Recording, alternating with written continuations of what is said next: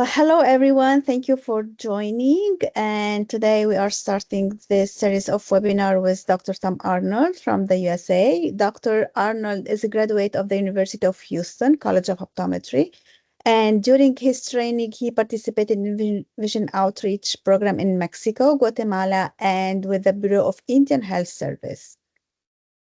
Dr. Arnold spent 2 years as a research assistant for the early treatment diabetic retinopathy study at the University of Texas Medical School in Houston. He is passionate about scleral contact lenses and their ability to help patients struggling with compromised vision related to the cornea. He's a fellow of the Scleral Lens Society and an associate member of the International Society of Contact Lens Specialists. Dr. Arnold, along with Dr. Melissa Barnett, are formerly co-chair of the International Congress of Scleral Contacts, the first meeting in the world dedicated to only scleral lenses. He is an international speaker. He has presented in several countries, including Russia, Poland, India, Jordan, South Africa, Colombia, Mexico, Italy, the UK, Australia, everywhere, and also at the major meeting in the US. So today, Dr. Tom Arnold will be talking about battling astigmatism with clear lenses. Thank you so much, Tom, for doing this webinar for Euroschool, and the stage is yours. Thank you, Dottie. Thank you for that kind introduction. And I certainly have enjoyed participating in Euroschool with you in the live sessions. So this is a really great expansion of Euroschool. We can reach out and touch people in their own offices or their own homes. So I'm very, very excited about this. So battling astigmatism, what is exactly, what does that mean? Hang on here. As I get my little pointer going, there we go. Just had to find the right button. I really don't have much to way of disclosures. I consult with Eaglet Eye, and I'm a member of AEG Vision, but I'm mostly retired. But I enjoyed a very, very long and very interesting career. So astigmatism, right? We think about why would you want to sit in and listen to astigmatism? Astigmatism is something that we all learn about in our first year of optometry school. But for patients, it can be quite daunting, as this slide, humorous slide indicates. People hear astigmatism and they think, "Oh my God, am I going to die? What's going to happen to me next?" But why are we here, really? I love this quote from the great physicist Stephen Hawking about, the greatest enemy of knowledge is not ignorance, it's the illusion of knowledge. Another great physicist, Richard Feynman, said, knowing is easy, understanding is hard.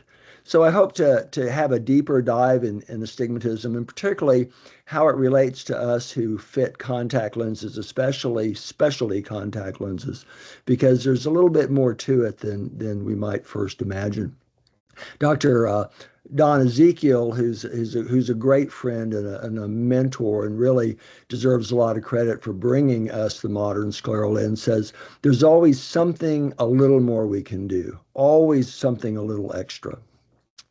So astigmatism, right? It means without a point, doesn't it? It has two focal points, which are unequal. And this can be because of the cornea, the lens, the front curve and the back curve of the cornea. There's several different places where astigmatism can occur. And so it literally means without stigma point. So I think in looking at our patients, the first questions we need to ask are, well, where is it? Is it on the cornea, at anterior surface or posterior surface? Is it internal? That is what we call lenticular, from the shape of the crystalline lens. And most of the time it's combined in some fashion with one piece of the anatomy more weighted than the other. And then the second thing we ask ourselves is, what is it? Is it regular astigmatism? Is it myopia in both meridians? Is it hyperopic in the meridian? Or is it mixed, where you have one meridian that's farsighted and another meridian that's nearsighted? Is it a regular, without a pattern, or is it just asymmetrical? And we'll explore these definitions in a little bit more detail. Again, well, how do we diagnose it? Well, my good friend in California, Dr. Barry Leonard, let me use these pictures because when he started out, as I did, we had the good old B&L keratometer. And you had two wheels, two dials that you twisted the barrel of the keratometer to line it up, and then you took the two different Myers and tried to superimpose them, and that gave you the twisting of the barrel gave you the axis, and the superimposition of the two rings would give you the dioptric reading. And that's what we had for many years. And we just look at the distortion of the Myers, if that was the case. Another clue, of course, is retinoscopy. These days, so many of us use autorefractors, autoretinoscopy, but especially lens fitting, it's still a very, very good tool to look at the motion of the reflex. The scissors reflex, of course, is one of the ones that we think about as indicating maybe early keratoconus. And then somewhere in the late 90s, we had topography, which measures, a larger surface area, because keratometry, you remember, only does the central 3 millimeters. So topography was able to reach out 8 or 9 millimeters or even more to measure a larger surface of the cornea, but it's still limited to the anterior cornea. And there's three major maps that come out of topography, and that are the axial, tangential, and elevation maps. And we're going to spend a little bit more time in just a minute digging into that. Well, every patient's unique. What would Picasso do? Christine Sent and I, Chris, most of you know, brought the iPrint Pro to our awareness and our market. She and I did a lecture a few years ago on facial abnormalities, and we called it "What Would Picasso Do" and how it affects it. I really like this painting. It's a very famous painting. It's called "Girl Before a Mirror," and it hangs in the Museum of Modern Art in New York. And it's supposed to be his girlfriend, and it's a girl looking into a mirror. And I always was fascinated by how Picasso treated eyes. And that's, of course, what we do every day. Its value is $180 million. So a pretty famous painting, which I enjoy. But anyway, getting back to astigmatism, if you have corneal astigmatism that's approximately equal to the refractive astigmatism, we're going to consider an RGP, a corneal RGP, which in essence becomes a false cornea. If you have corneal astigmatism, but it doesn't equal the refractive astigmatism, that is, the refractive astigmatism is greater than the corneal astigmatism, then we probably would be thinking about a soft toric lens would be appropriate. And sometimes you get, where the cornea is essentially spherical, a low amount of corneal astigmatism, but you have a great amount of internal astigmatism, and that's either coming from some change in the lens or possibly the posterior cornea. And as we'll see in a minute, that's where keratoconus tends to start, is on the posterior cornea. So just a few obvious examples. In example one, we have this spectacle RX, the keratometric readings approximately equal the spectacle readings. So that's pure corneal astigmatism. And in those cases, we should think about a corneal gas permeable lens or maybe a hybrid lens to correct that anterior surface corneal astigmatism.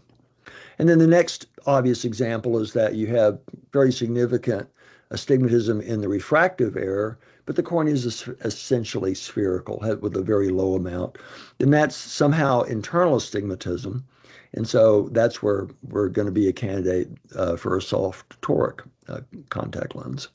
And then you have cases that don't line up. Like if you look at the right eye in example 3, We have a lot of astigmatism in the refraction. We don't have quite as much in the cornea, and the axis is off 20 degrees. So that's not lining up at all. So we need to look deeper in a case like that, something I call, well, that's crazy town. And you need tomography to really diagnose that situation, that patient. So let's spend a little time here on measuring astigmatism. And commonly, I'm sure almost all of us have a topographer in our office by this time.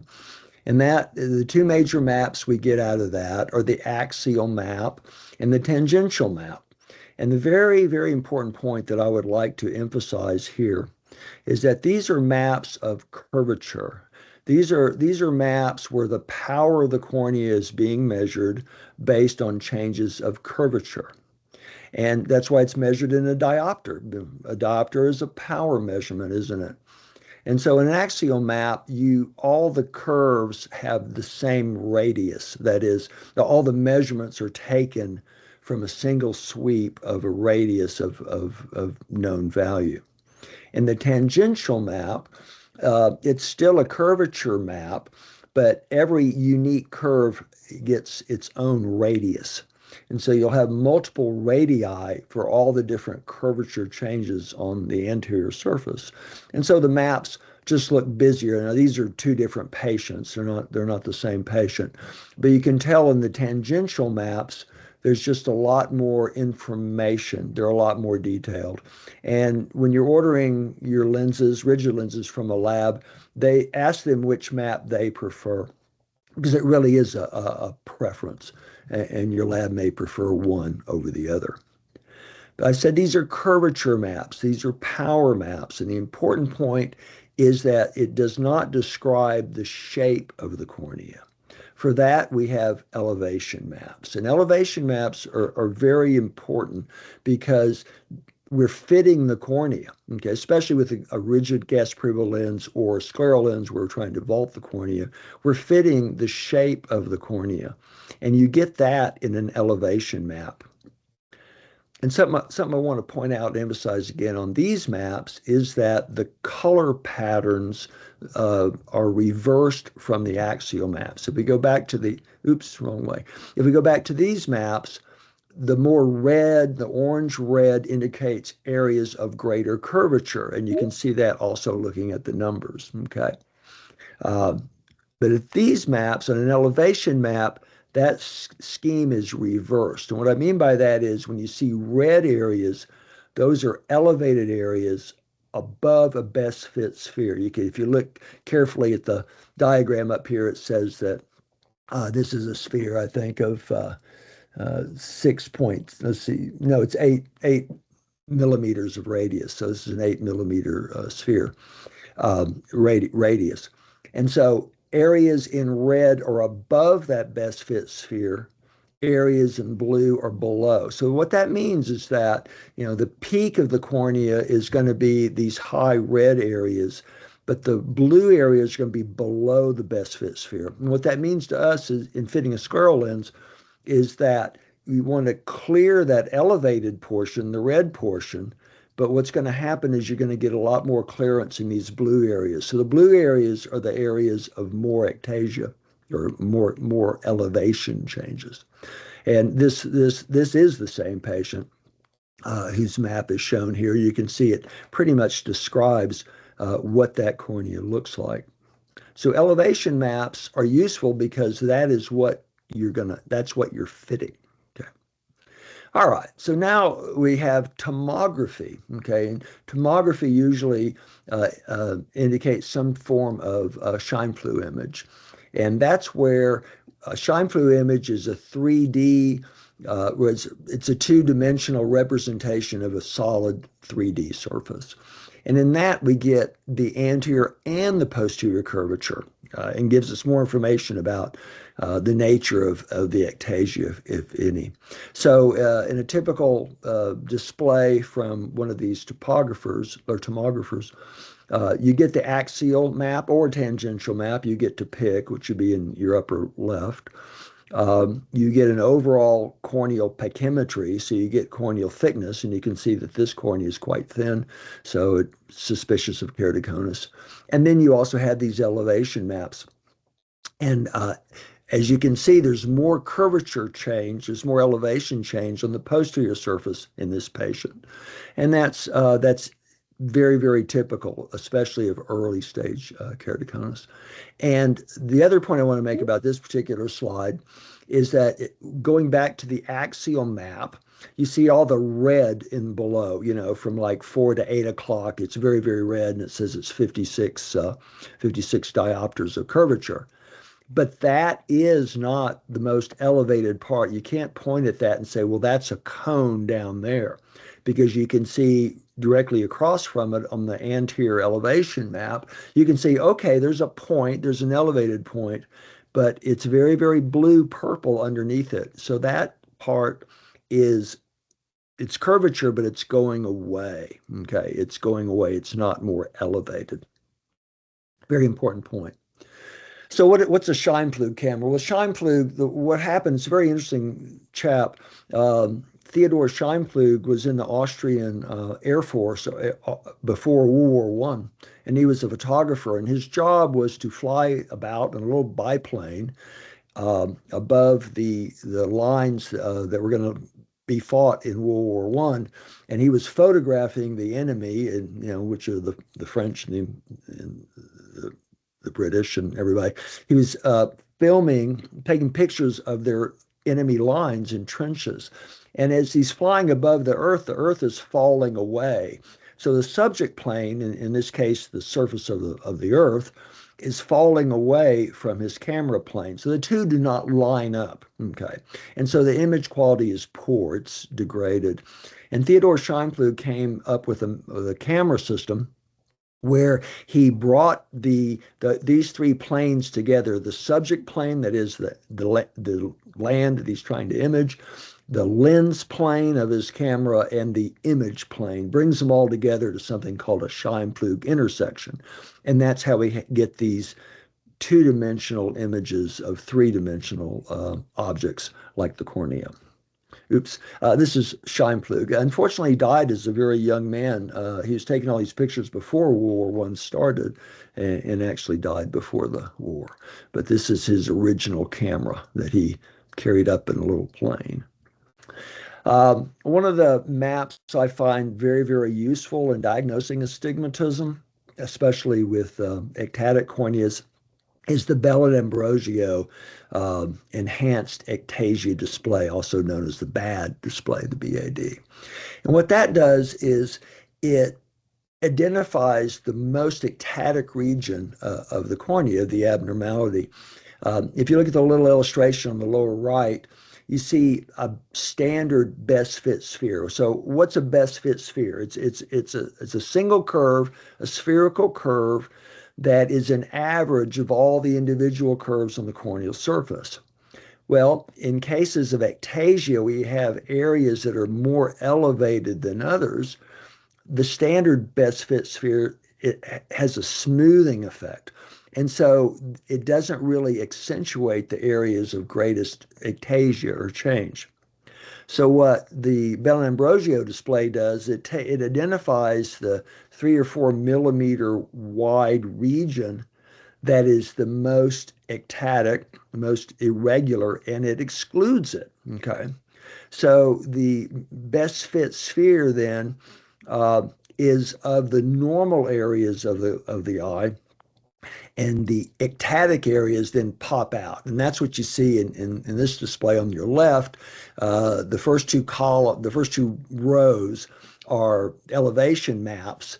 He's excluded a 3 millimeter circle and compares the elevation of that ectatic area to the more regular area, and that's where you get those big red bubbles there. That's showing you the ectasia on the front and the back. And like most keratoconus, there's more ectasia on the posterior surface than the anterior surface. And then he has some values here. I know it's hard to read, but on the bottom, kind of the center of your screen, you'll see those little boxes, which are all red except one in yellow. And those are differences, um, standard deviations between all these measurements. Standard deviation from the front curve, the back curve, the overall pachymetry. And red, of course, means it's abnormal. So this is a very, very useful display, and it gives you global pachymetry as well. Okay. So, we have irregular corneas. So, we tend to think about uh, sophisticated designs, but now, at least in the United States, and I don't know, Dottie, maybe you can identify some of the European manufacturers, but it is possible to get custom soft torics and custom lenses for keratoconus and hypericities. And so, they're custom lenses. They have a wide range of diameters and base curves, powers, cylinder up to 1 degree. You can get prism in it, a lot of different options. And I'm going to give you an example where this comes into play, and they're very useful. So you can see here, and this is just one manufacturer, but I think this is typical. You have a variety of base curves and diameters, up to plus or minus 25 diopters, 8 diopters a cylinder, 1 degree increments. You can really, really customize it, even put in prism. And so you can get these lenses often more quickly because they're custom, they're made to order, than waiting on one of the big 4 or 5 manufacturers to roll out their extended line, which they run in batches, and you may have to wait for those. So I find that you can get these lenses much more quickly. Here's the prescribing nomogram for this one particular lab. And I'll point out to you, we're going to talk about more in a minute, iris diameter. So this diagram is for people who have visible iris diameters from 11.6 to 12, as you see up in the banner. And then based on that, we look at the what their flat K is, which is on the row on the bottom, the x-axis, the x-axis. And if you go up then, picking whatever material, it tells you the 14.6 diameter and the 8.0 base curve, and that's where you would start. So this is how you pick your original lens, and all you have to do then is add the refraction. And these lenses can be made, there's certain brands that are for keratoconus, so these call them a soft cone lens. And the way they work is they're custom, but they're thicker, so they mask more of the corneal ectasia. But being so, their dk over T is going to be less due to the less oxygen due to the increased thickness. But they're available in these very small increments, and you can be quite successful, with a soft lens. Here's a good example of when you would use the lens. So you look at the Ks, 3 diopters of astigmatism, almost 4. K max is 54. You can tell from the elevation maps, particularly the back, that he's got a very elevated area in there. I think this patient was in his 30s, so he was certainly developed keratoconus. But the point is, he had pretty good vision. And if you look at the elevation map on the front, it's fairly regular. He doesn't have a lot of elevation difference. It's fairly smooth. And so you can put a soft lens on an eye like this because most of the ectasia is internal. So he doesn't necessarily need a rigid lens like a gas perm lens or a scleral lens. So we were able to give him a custom cone lens with these parameters, and he saw very well, and he's very, very comfortable. So the reason we could do this is because we look at the elevation map and we see that it's fairly smooth and there's not a lot of raised or ectatic areas in elevation. So that's just why elevation is so important.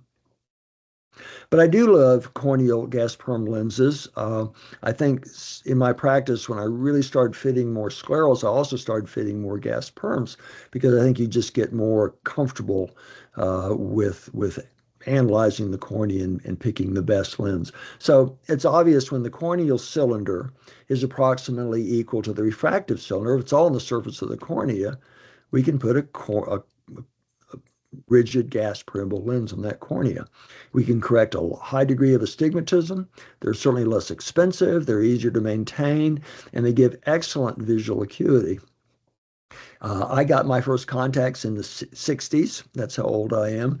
And they were 8.5 millimeter little pieces of plastic. And so that's what That's what contact lenses were. So if you wanted to wear a contact, you put in these little pieces of plastic and you built up your wearing time and off you went. And I wore those for many, many years.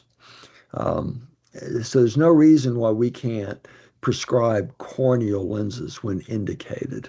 When you have corneal astigmatism that's greater than about 2.5 diopters, you need to go to a bitoric design so that you don't get excessive movement and increases the comfort. Now, I have an example of that right here.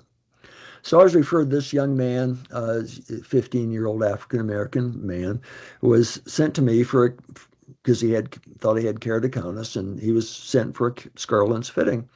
And looking at his manifest RX and his poor visual acuity, you would think, well, that is a reasonable thing. Maybe we have early keratoconus. But if you look at his Ks, you'll see that he has corneal astigmatism. That's true, but his K max is not all that high. 49 is not all that high, particularly for keratoconus. So that was interesting. And when we look at the Bell and Ambrosio displays and really try to ascertain, does this young man have keratoconus?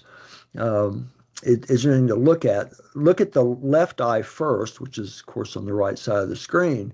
And you don't see that ectatic area from the Bell and Ambrosio display. You don't see a little red dot that's raised above the best fit sphere. It's very, very even.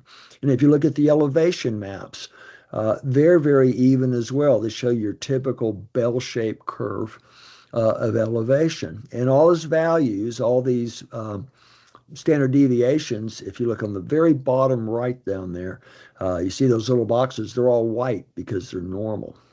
Now, if we go to the right eye, and that's the eye that had the best corrected vision of 20/70, you'll see there's a little area of ectasia, little raised area on the front surface of the right eye only, all right? So it's a little suspicious. His cornea is a little thin, 521 microns, which is no thinner, but it's certainly not keratoconus thin. And then his corneal thickness profile and his percentage thickness increase, they're all within normal limits. So will this young man develop keratoconus? Well, he could, maybe, but he doesn't have it now. So we don't have to go to heroic measures here. Now, we would want to cross-link him, perhaps. That might be indicated, but when I saw him, cross-linking was not approved as yet. So let's go back to the axial maps for this young man. Yes, the typical dumbbell-shaped curve that shows corneal astigmatism, and you'll see it's highly regular. And we've already looked at his elevation maps. We look at his elevation maps. They're fairly smooth. So these are power maps, and they do have changes, but it's all on the anterior surface, the front surface of the cornea. So what are you going to do? Oops, wrong way.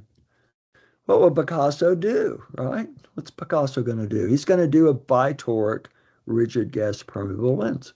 And that's exactly what we did. We have a lens about 9.5 millimeters in diameter, about 4 diopters of curvature. It's a bitoric lens. So you have 4 diopters of toricity in the base curves of the lens. It's a high minus lens, but he saw 20/25. And they fit really, really well. He adapted very, very easily. A lot less expensive than the scleral lens, much easier to maintain. And if you look at the fluorescein patterns, look how regular they look. We know his cornea has all this corneal astigmatism, but when you line up the base curves with the corneal curvature, you get a really nice fitting lens. So keep this in mind on these patients. I practiced out of Houston, Texas for many years. And, Houston has an extremely large medical center and tons of ophthalmologists. And in the 70s and 80s, they did lots of RK. So a lot of our patients were post-RK. And you can fit gas permeable lenses on a post-RK lens. A little more challenging. You want to make sure you kind of tuck it up under the upper lid and attach it so it doesn't slide all over the place. But gas permeable lenses give really, really good vision. And so that's something certainly to try before jumping to a more sophisticated lens like a scleral lens. I love this case too. Again, we call it beating the dead horse, where I keep going over the same theme, but I hope to emphasize the importance of this. This is a man, this is an injury. This was a traumatic injury. And if you look at his axial map, yeah, there's a lot of curvature change, a lot of dioptric change in that. And you look at the elevation map, what does that tell you? These changes, which are all red on the axial map on the upper left, those aren't elevations. Okay, this is not a cone, or these are not areas that are all popping up. These are actually areas of depression. And so the power difference comes from the curvature falling away from the best fit sphere. So those are the blue areas there. And I love the picture of the RGP on this eye, because this is the same eye. And if you look at the fluorescein pattern of the RGP, look how it mimics the elevation map. So elevation maps can help you predict what the lens should look like on the eye. And that way, I think they're extremely useful. So again, what does he have? He has 5 diopters of astigmatism. Again, I did a bitoric lens, but look at the fluorescein pattern. It centers real well, it lines up, and it bears where we anticipate it bearing, and it clears where we thought it would clear. So I thought that's a very interesting case. So yeah, so RGPs have a lot of advantages. You fit them empirically, you take good maps, good refraction, and let the lab design your first lens. A lot of my friends who are very experienced uh, over a penetrating keratoplasty, they'll try an RGP lens because they feel like you're going to get more oxygen through an RGP than covering it with a scleral. And patients, nowadays they may resist a rigid lens. Like I said, when I was a child, they were all rigid, but now people are used to soft. But I would say prescribe boldly. You're the doctor. You're the one that knows best. And I really like what my friend Gary Gerber in California has a little thing that he calls the 4 R's: repeat, review, recommend, and recall. So what that means in patient care is repeat what the patient said. These are your problems. These are your concerns. This is what you want to accomplish. Review your findings. Go over everything that you found. And then based on your findings and their needs and their wishes, you have a recommendation. And you say, I think in my experience, this is best for you. So they prescribe boldly. Don't be afraid. You can overcome maybe their hesitation, with a little persuasion. So the road to Middle Earth. Apologies to the great J.R.R. Tolkien. There is the hybrid lens, and over my career, I wasn't a real fan of hybrid lenses. But they've really come a long way, and they do have a place in our practices. And a lot of the early problems with them become overcome. They're highly gas permeable now, oxygen permeable.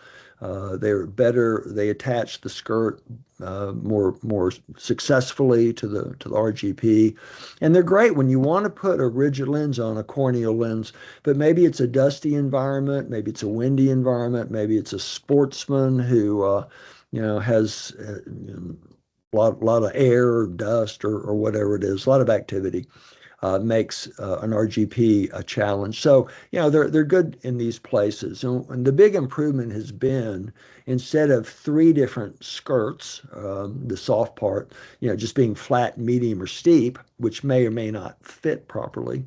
Now, they have a hybrid which has a linear skirt, a straight skirt based on curvature and based on HVID. So if you look at the little column here on the right, you'll see HVID in millimeters going up the side, and then you'll see the different diameter, and you'll see then the different curvature changes. So you have all these different linear skirts, and about 8 or 10 of them there instead of just 3. So it aligns a lot better to the sclera, because we know that once the eye gets away from the limbus, once you get on the sclera, it's straight, and its curvature is not as great. So these skirts will align better because they're not curved. They're straight. So I think it's something to consider for these patients. But we always think about sclerals. I love sclerals. It really revolutionized my thinking and my practice. And most of you know the great Ken Pullum in England, who's done so much work over so many years. And I was at one of his courses in Hartford, England, a few years ago. I've been several times, and this is the dinner we were at. And he has this little card, which is, this is what we're eating tonight. These are his 3-course meals. But he couldn't resist discussing some lens designs with me, and he's got me laughing over something that Ken's really done a lot. Okay, so I spent a lot of time talking about rigid corneal lenses. Well, when do we pick a scleral lens? When is a scleral lens preferable to a corneal RGB, and when can you fit them? Well, this is I think the studies done by Randy Kojima and Pat Caroline and several others at Pacific give us a really good metric for when to pick a scleral over a gas permeable lens. And from studies that he did published in 2015, they did a study of corneal elevation, corneal curvature, and finding if the elevation difference on the surface of the cornea is less than 350 microns, that can be successfully fit in a corneal lens. And he had subsequent studies in 2023 confirmed that this 350 micron threshold. Okay. Randy Kojima is an expert in topography, and he has a series of videos on YouTube, which I would highly recommend. There are about 4 or 5 of them, and they're quite good. So I would recommend that you look up Randy Kojima and look at those videos. So this is what they did. They selected a meridian where there was the most elevation change, and that's what we get from these elevation maps. And look on the upper left, you'll see the axial map with the big red dot, but now we know that that's not a cone, that's not a big mountaintop, that's an area of curvature change. And when you look at the elevation map, then you can see that curvature change comes about because it's dropping away. Look how blue it is. It's dropping away. So they developed an algorithm that searches for the highest and lowest points across the cornea in a line in an 8 millimeter chord. And this is what they found and what they published. So if you look at this axial map on the right, you'll see the highest point was 100 microns. The lowest point was 225 microns below the best fit sphere. So that difference obviously is 325 microns. And they found that was about the limit. And to enlarge this poster here, this is the summary of it. They were successful in fitting corneas that had less than 350 microns of elevation change with a rigid gas permeable lens. They were successful 88% of the time. They could do that. Now, and this is what the bars show. The red is RGPs, the green are scleral lens fits. Now, when you get over 350 microns, certainly more than 400, then you're a lot better off with a scleral lens. But at least this gives you somewhere to start. The 350 is an easy number to remember. And so we can think about that and maybe think about fitting because for many years before I started fitting sclerals, in about 2010 or so, I fit everybody in cone lenses, that we had corneal keratoconus lenses, and that's what we used because that's all we had at the time. So anyway, something to think about. But when do we use the scleral lens? Well, the obvious cases that we think about are advanced keratoconus, pellucid marginal degeneration, post-PKs, post-penetrating keratoplasty. In my practice, as I said, we saw a lot of people that had RK, so we did a lot of scleral lenses on post-RK, PRK, LASIK, ectasias. Trauma, of course, like the illustration in the upper right, that guy got hit with a golf ball in his eye. Retinal attachment, shattered his lens, 2 cornea transplants. So That was a challenging fit. Or graft versus host disease. These are very sick eyes. Stevens-Johnson syndrome, things like that. Dry eye disease, ocular surface disease. Scleral lenses are just magical and life-changing in these situations. So we love them. We love sclerals. They're comfortable, very stable, minimal movement. People wear them as long as they're awake. They neutralize the anterior corneal astigmatism. They're excellent for multifocals because they're stable and you can decenter the optics, get them lined up just over the focal point of the eye. And the landing zone, the haptic, can align to the scleral shape. Let's talk about that because that's really what makes scleral lens fitting a challenge is because now we're aligning to the sclera, not the cornea. This is a really good paper. I think I've put it in every lecture I've done since 2017. I urge you to read this paper if you haven't. It's the assessment of scleral shape patterns in 140 patients by Greg Denier and some other really great people that Dottie and I are very good friends with. And to summarize this, I think the graph is easier to see. So this is what they found: 140 patients. Of those 140, only 5.7% had what they call a spherical scleral surface. 28.6% had toric regular. It means they were steeper vertically or steeper horizontally in one meridian. It was obvious where the steep and the flat were. 40%, over 40% were asymmetric, meaning, okay, maybe the vertical meridian was steeper, but it wasn't the same amount or the same quantity as in the other meridian. I have a little picture of that in a second. And then 25% are irregular. They had no perceivable pattern that you could identify. So these are your patients. These are the people that you're trying to fit. 66% of them are very, very irregular scleral shape. Talking about what was defined as spherical, their definition of a spherical scleral shape was toricity, elevation differences less than 300 microns. So that's quite a bit, So even someone who's so-called spherical can have up to 300 microns of difference. So this really does impact our fitting. This is asymmetric scleral shape. And what that means is that, as you can see, the steep meridian is vertical. It's a with the rule scleral toricity. Blue, of course, as we know now, is steeper, below the best fit sphere. But even in the same meridian, the high points are the difference is 200 microns. So even in a toric haptic, a toric landing zone, you're going to be 200 microns off in that one meridian. So it is a challenge to fit these patients. And something that's come along that helps greatly is profilometry. In the United States, these are the three profilometers that we have access to: the eaglet, the SMAP, and the Pentacam, which is the Scheimpflug. Or you can do the impression molding as well.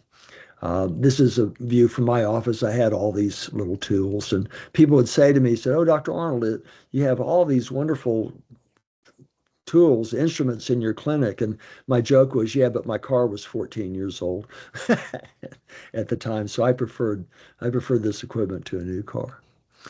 If you do use one of the fluorophotometry based instruments like the eaglet or the SMAP, these are my tips. You put a lot of fluorescein in.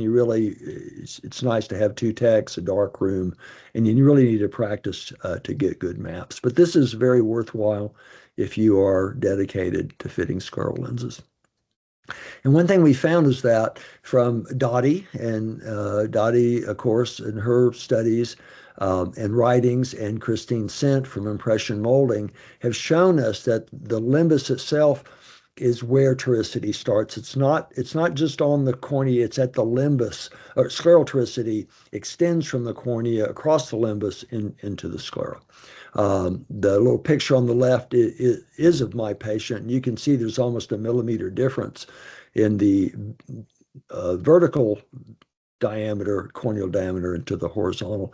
And not only that, you have high and low points. These are called hyperbolic paraboloids. And so Pringles potato chips, Pringles crisps are an indicator, illustration of that.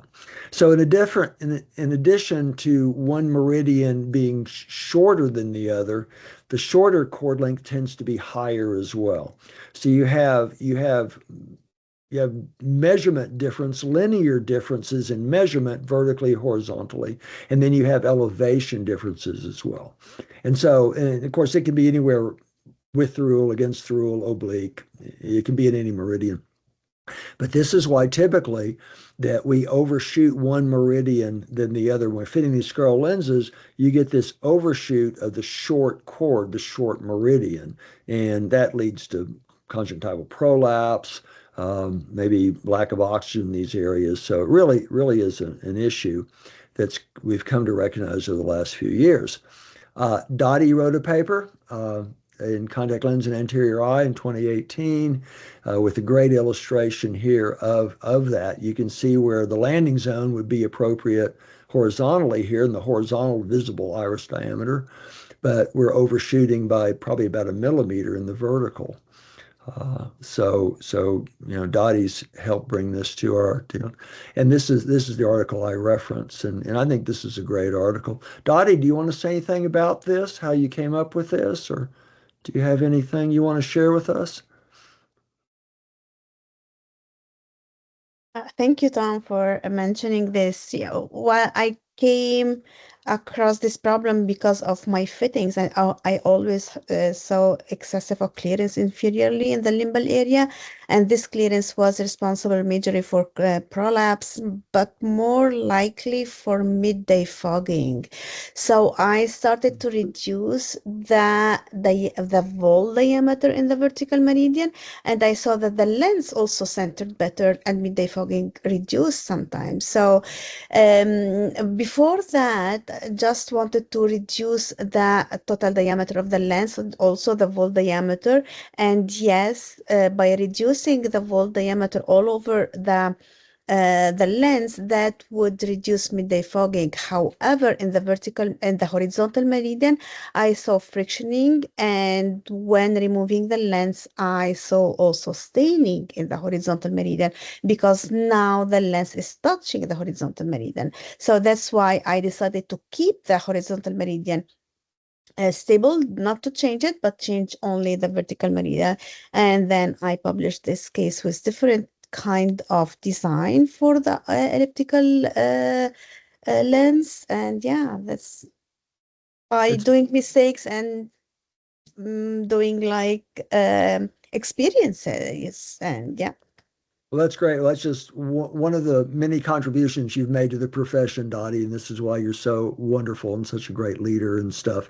And so many people now have picked up on this, and many labs recognize this and can incorporate these in their designs. Here's one lab that allows you to do elevation differences not only on the landing, the landing zone, or what we call the haptic, but also in the limbal area. So this is a diagram you can access. This is on the website of this particular manufacturer, and you can specify the red means below the curvature, towards the eye. The green means away from the eye, elevated curvature. So in this particular lens design, the practitioner, you can sit there and say, okay, it needs to be higher here, it needs to be lower here, more elevation, less elevation, not only on the landing zone, but also across the limbus and the mid periphery. And that's what the M is in the middle. And mid periphery is very important. You remember I've mentioned several times about clearing the peak of our cornea, but then you have where the cornea drops away, then you're going to get excessive fluid in that area. And so by manipulating the mid peripheral curves of a lens, you can minimize that. Yeah. A couple of different lenses here, different brands, showing you how they deal with this. So in the top illustration. They have an eccentric area. That's the ECC change. It's change of eccentricity across the limbus. The landing zone does the same thing.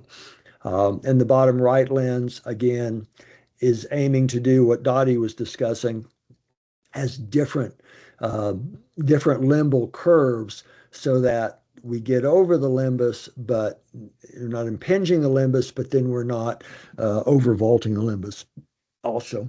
So most labs now have the ability to incorporate this understanding of a limbal toricity into their design. So if you're not familiar with that, ask about that. Okay, a couple more slides here. We're running kind of low on time. Say that's great, but I don't have a profilometer. How am I? How? What's another way that I can predict this? Well, same group that we mentioned before, Greg Denier's group, had a group A and a group B of patients, over 300 patients now, uh, did quantifying the ectasia. And what they found was their pearl was if the apex of the ectasia, the highest point of the ectasia, is more than 1.25 millimeters from the corneal center, then their scleral shape is much more likely to be a quadrant specific shape. That is 4 meridians of irregularity. So you probably need a quad fitting lens where you have the 4 different meridians landing zones. So that's a correlation between where the ectasia is as as a distance from the corneal center helps predict scleral shape. So what this means is that, we use toric landing zones. Almost everybody, many scleras average 120 to 300 microns of toricity. Larger lenses, and I wrote this paper a couple of years ago, so 15.2 is not a very large lens. But when you get into 16s, 17s, and so forth, you're going to need a toric peripheral curve and probably a quadrant specific curve as well. All right, so freeform lenses, I mentioned profilometry. With profilometry, you can take the scans of the sclera, and many labs will accept those scans digitally and help design a lens that mimics not only the scleral shape, but the limbal shape as we've been talking about. Or you can do impression molding, as Dr. Hong Wen there is showing us. This is what, after you make the impression mold, you scan it with a laser, or the lab scans it, digitizes it, and cuts the lens to that shape. So you can see this, you're going to have a very hard time getting a stock lens and modifying it enough to fit this cornea. So impression molding certainly has its place. Lissamine green, we all use fluorescein to assess central clearance, but lissamine green is a great tool for looking at clearance in the landing zone or haptic. Hector Velasquez, a good friend of mine from Venezuela, taught me this years ago and showed me how this is useful. And lissamine green is very, very light molecular weight. It's very, very fast, and it'll be taken up under the haptic or the landing zone very, very readily. So if you have leakage, like Dottie was just mentioned, midday fogging, it really helps identify those areas. So lissamine green is a great tool. All right. Couple other tool fitting pearls here. When your RX calls for cylinder, I don't put that in the initial lens, all right? Because you never know what your lens is actually going to do on the eye once you get it ordered. It can rotate, it can slip, it can decenter. And in those cases, if you have spherical or cylindrical correction in the lens, it's not going to be helpful at all. It's going to be, it's going to degrade vision. So I would, in your first lenses, I would order them spherically, with spherical RX. Get them centered, get the right clearance, get them rotationally stable, and then if you need to order cylinder, then you can, because if the lens is twisting and moving, you're not going to get the optimal vision. So centration's everything. We all want to aim for something that's centered on the eye, not bearing excessively, no midday fogging. That's our ideal. A couple of things you can do for that. Of course, we mentioned the scleral landing zones or the toric landing zones. The other thing you can do is peripheral recesses. Lots of people have little pingueculae in their eyes. It's pretty common, and you can get a peripheral recess or a notch in the lens to kind of go around this, and those pinguecula can help you stabilize that lens on the eye. And of course, having the proper amount of toricity in the landing zone. Okay, just a couple pictures of that. And thank you for listening. A few more minutes for questions. People are free to contact me. This is my mobile number. This is my Gmail. Uh, and reach out to me if I can help you, or if you want to discuss any of these topics in greater detail, I am more than happy to do that. So thank you, Dottie. Thank you so much, Tom. Very interesting um, lecture. So we still have some minutes for questions. Everyone, if you are interested or you have a question, just unmute yourself. We are a small group, so this will help also interaction if you want.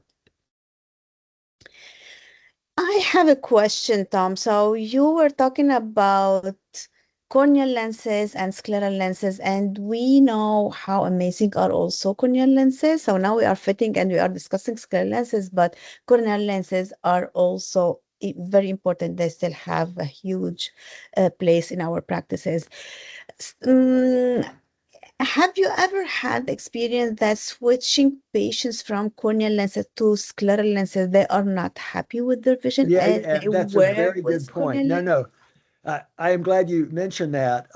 In a good case of that, remember the picture I showed you of the RGP over the RK, that you can Yep. fit them over Yes. RK. Beautiful What I descent. didn't tell you about that case was he was referred to me by another optometrist because that particular man was a big hunter, a big outdoorsman, and he had all this RK, and the lenses kept popping out. He's out there shooting guns and running around, and he wanted a scleral lens to be stable on the eye, but he was used to a gas permeable lens. And so I fit him, and I think I had a couple of tweaks and fit him well and was comfortable, but he didn't get the good vision. Okay. He doesn't get the good vision. So I refit him, and the pictures that you saw in the slideshow tonight were of that refit, which was fine. I mean, I ended up, I think I fit him more successfully than he was the first time. But that's a great pitfall, or something to avoid. A great pearl is that if you have someone who's an RGP wearer, and they may want a scleral lens because another doctor recommended it, or they may be just uncomfortable. You can promise greater comfort, but you can't promise better vision. So don't tell them they're going to have better vision in a scleral than in a corneal lens, because in my experience, they just don't. Great Uh, point. Yeah, and this is because the corneal lens is shaping and pressing over the on the cornea, so it's allowing good vision. So switching to scleral lenses, also they have to wash out from corneal lenses to have a better refraction over the scleral. And if these patients still need scleral, they cannot go back to corneal lenses. Yeah. What would you suggest to do with scleral lenses to ameliorate vision? Well, then you get into, I mean, do the best fitting you can. I mean, you have to optimize the fit. It all goes back to centration. Yeah. Of course, putting the right amount of cylinder in the lens, in the scleral lens, if it's indicated. Maybe decentering the optics. You have to find at Yeah. the line of sight. Now we can decenter optics. And the other thing too that I found is we were getting into, there was a big buzz a few years ago, and I guess still is, about higher order aberrations. Mm-hmm. And I did some work in that, kind of when it was getting started. But I found that lots of times by changing the eccentricity of the lens, that is the change in the rate of flattening, which is what eccentricity is, I think you can improve vision. That's all I know, Dottie, Yeah. is correct, center it, correct the Yeah. vision as best you can, decenter the optics, play with the eccentricity. I think that's all I know how to do in a scleral lens. So in some cases, I reduce clearance at the maximum I can. So leave a little bit of clearance, almost bearing, touching, but not touching. What do Yeah. you think? Oh, yeah. It's a little I, bit of concern because if you are touching the cornea with clear lens, it's not like corneal lenses, okay?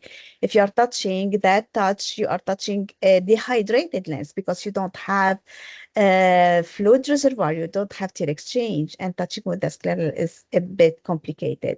What do you think about it? yeah, yeah.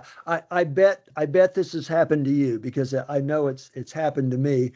Is I had a successfully fit patient. This is in the days when I fit more really small sclerals. That's where I started, 14 nines, 15 twos. And as I practiced more, I went bigger. But I had this lady that I'd fit successfully. She was fine. And she came back 6 months or a year, and her lens had sunk on her cornea. It's touching on her cornea. It wasn't bothering her, but it bothered me. So, Uh-huh. but she really had no complaints. So what did I do? Oh, well, I increased the clearance. And she didn't like it. She she didn't. She said, no, my other one. There's nothing wrong with my other one. It was better. So I did exactly. Man, I think I gave her 50 microns of clearance or something. I put it, Uh-huh. just nothing, because when you get off the cornea, you don't see as well. And I remember, I mentioned Ken Pullum, who you know very well. This came up in one of his lectures that I attended, and he said, if it's light touch, if they see better, and I just told you, I just spent 15 minutes telling you to put a corneal lens on. Yeah. I mean, sometimes you just have to do that. I Yeah. totally agree. I totally agree. And then, the higher order aberrations. I mean, that is a thing. Mm-hmm. That's gotten better, I Yeah. think, than it did when I left practice. But yeah, it's a tough one. But yeah, I don't get. That's another thing about touching the cornea or having excess clearance. You and I have talked about this, Dottie, many times.